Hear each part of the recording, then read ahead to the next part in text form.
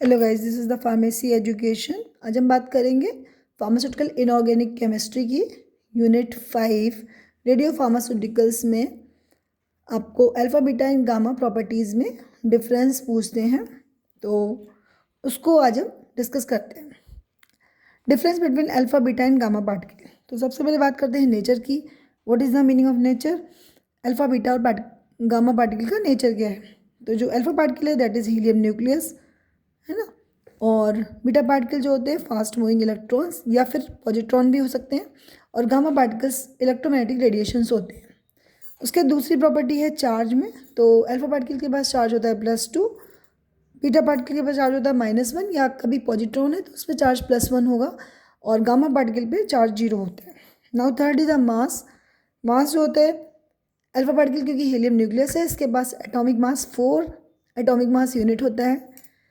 जो beta particles होते हैं वो बहुत स्मॉल होते हैं, इनका मास बहुत कम होता है, लगभग 1/1837 ऑफ प्रोटॉन का मास होता है इसमें, और गामा पे बिल्कुल भी मास नहीं होता।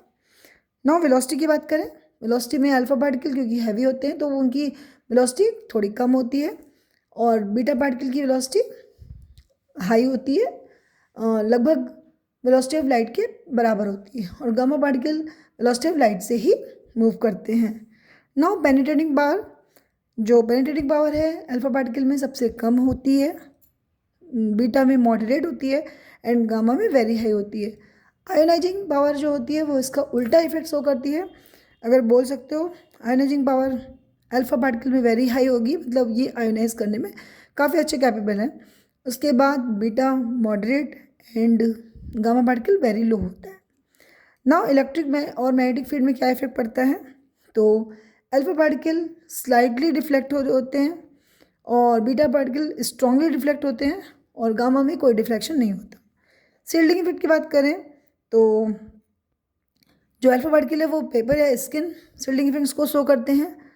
जो बीटा है वो थिन एल्यूमिनियम शीट के बराबर शील्डिंग इफेक्ट को शो करते हैं, और जो गामा है वो थिक लेड शीट को शील्डिंग इफेक्ट को शो करते हैं। फिर range in air. What is the meaning of range in air? ये फ्यू सेंटीमीटर तक रेंज में होते हैं अल्फा पार्टिकल्स। बीटा पार्टिकल्स जो होते हैं वो फ्यू मीटर तक होते हैं, और गामा जो होते हैं वेरी लॉन्ग, मतलब आप बोल सकते हो बहुत 1000 मीटर से भी ज़्यादा तक वो क्या करते हैं, एयर में रेंज कर सकते हैं। Thank you.